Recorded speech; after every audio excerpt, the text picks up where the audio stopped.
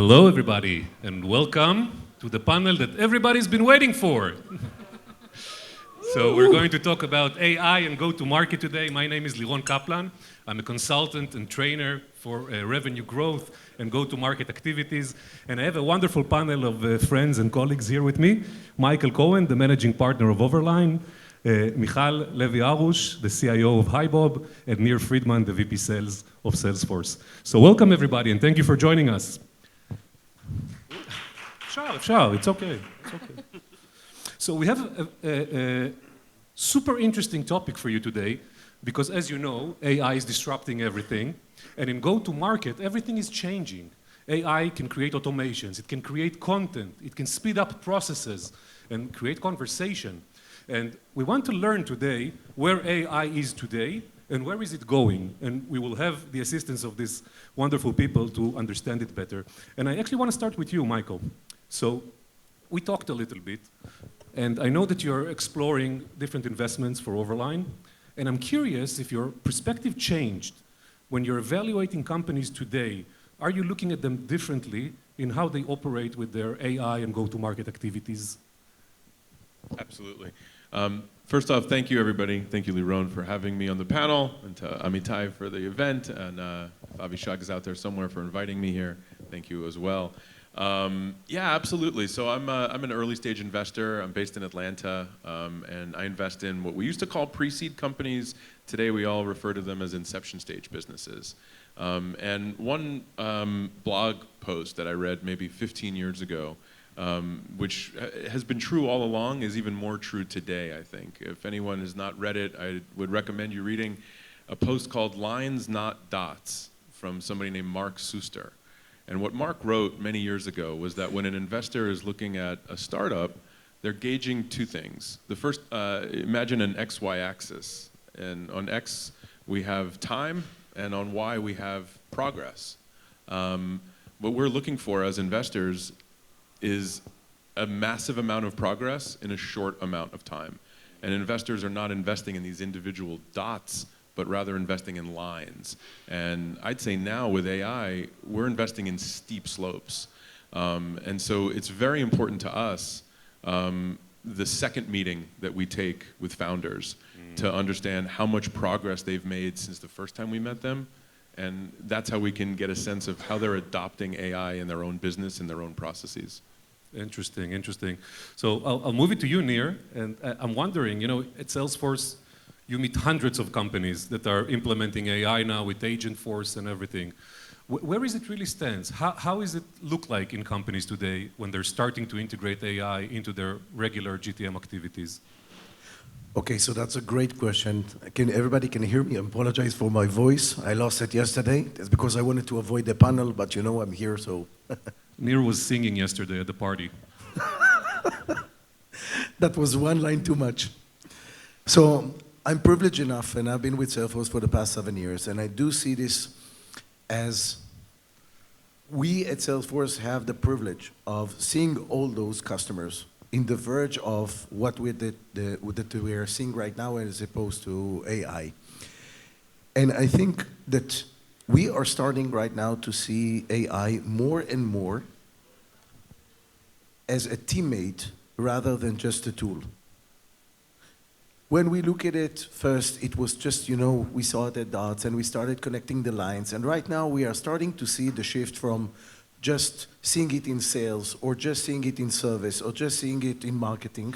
We are starting to see a tailored line as a platform. Mm-hmm. And our customers are now trying to see the use cases of where they can use it. And I think that if I'm looking at the targeted audience here, and I would suggest or see the key differentiator of what that we are seeing, it's around leadership.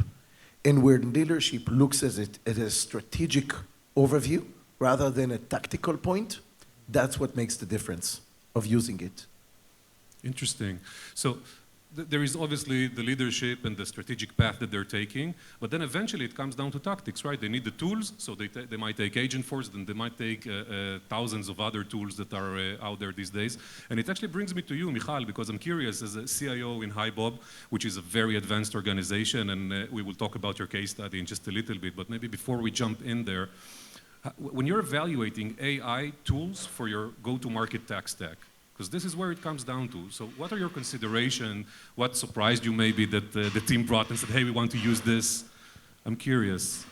So when we started our AI journey almost a year ago, this was the first hype, buying more and more tools that brings AI capabilities. Nobody really knew what will be the value proposition and what will be the impact. So what we're focusing right now is, first of all, on buy versus build, what we want to buy, and what we can build and empower our people in order to embed AI as a part of their day-to-day. This is first, and what we need to buy because we don't want to reinvent the wheel. And second of all, we are attaching to every buy or build or whatever we do some kind of an impact assessment, which comes in terms of go-to-market, meaning that if I'm implementing an agent now, what is the expected impact on my funnel? What is the expected impact on my conversion? And not in technological terms of just how many users will use it or operational data. So we're trying to translate the AI impact into go-to-market results. Cool. So you're definitely doing it when you're refining the tools that are sending your way and the sales team wants to use, the marketing team wants to use. And speaking about building instead of buying, so you have a very interesting case study you did at HiBob. You want to share with us a little more? Yes, I can talk about it for days, by the way. One very interesting project we did is we had a very big challenge of finding the right ICPs, the ideal customer profile, inside the ocean of information that we have. And there are a lot of tools like ZoomInfo, of lead enrichment, and a lot of stuff around that organizations use today. So what we did, basically, we took all of our data in Salesforce, all of our data that we have from the lead enrichment, and we built around 12 agents, that every agent specialized in another domain. For example, technology scraping on what are the customers are using in terms of tech stack. And another is what are the personas in the organization and what is their status. Did they recently change roles, etc. And we build an orchestration between 12 agents that are speaking with one another in order to bring the right ICP. And then we already saw that the increasing of the conversion in the funnel, because we're approaching the right ICPs and not just trying to boil the ocean. Interesting, and it's wonderful for me to see how a CIO speaks go-to-market. So it's actually a great experience. So thank you for sharing with us, and I will take it back to you, Nir, because you know there is a huge difference between implementing AI tools and getting them into the tech stack, and then actually using them and using them well. So how do you make sure that sales professionals are actually using all that good stuff in the way it was intended? Absolutely. I think that right now, when we look at all of the customers that we are working with and what we learned so far, is there are a few milestones that each and every company has to look at when they're executing their AI in terms of making it on a daily trusted use. And I think that the first point is trying to map who are your champions within the organization to use it? Who are your key influencers? Who are the people that you can work with around a specific use case or a specific need that can actually bring value? And I think that once you identify the key personas and you start looking at it as a strategy, in terms of, if you look at Salesforce, for example, you see it as a platform. We know what's going to be our next step. And I think that once even if you do something that would change a little bit of a rep's life, it's not going to make a significant change. It's going to make something small, but I'm not sure that it's going to have continuity. So you have to look at the strategy. Remember, map the key stakeholders and your champions, create a strategy, and third, it's around making things that will actually deliver constant change, daily change. And I can share with you a story of a customer called Checkmarks. They had their own AI with a competitor that they used to work with. And they're going to share their story around the world tour at July that Salesforce will have, so they would be able to have a chance on stage to share their own point of view around it. But I can share that the key differentiator was the daily use of trusted data that they can rely on that will make a significant change. They needed to solve cases faster. They needed to provide their customers faster and much more reliable response. And that's what Salesforce provided them. Nice. Thanks for sharing with us. So I'm thinking about the future and how AI is going to play out. What are we going to see changing in the growth journey of companies around go-to-market and AI? And I'm curious about your perspective, Michael. How do you see this growth journey evolving and changing? I think pricing and packaging is going to change dramatically. For the last decade or so, or longer, we've all been selling software as a service. Mm-hmm. I think what we're going to start seeing is we're going to see service as software. And that changes everything. Are we still selling a per-seat account? Probably not. And by the same token, I don't think professional services who have been selling time and materials, your hours, I think that model is old as well. I think what we will see is a business model and a packaging model that looks much more like Palantir. For those who don't know, Palantir, when you buy a solution from Palantir, again, you buy a solution, you don't buy software. And what happens is they show up with people and with software, but they're not charging you by the hour, and they're not charging you by the head for the license. They're charging for value. And I think that's the direction we're heading. Interesting. So speaking about another area in go-to-market, which I know you have a lot of experience in, is partnerships. Do you see AI impacting partnerships in any way? I think there's probably one of the biggest opportunities for AI in go-to-market specifically is around the complexity involved with managing partner programs. For anybody in the room who enables the channel, you must be pulling your hair out. It's a very complicated job. I'd love to see AI solutions specifically for channel enablement. Interesting.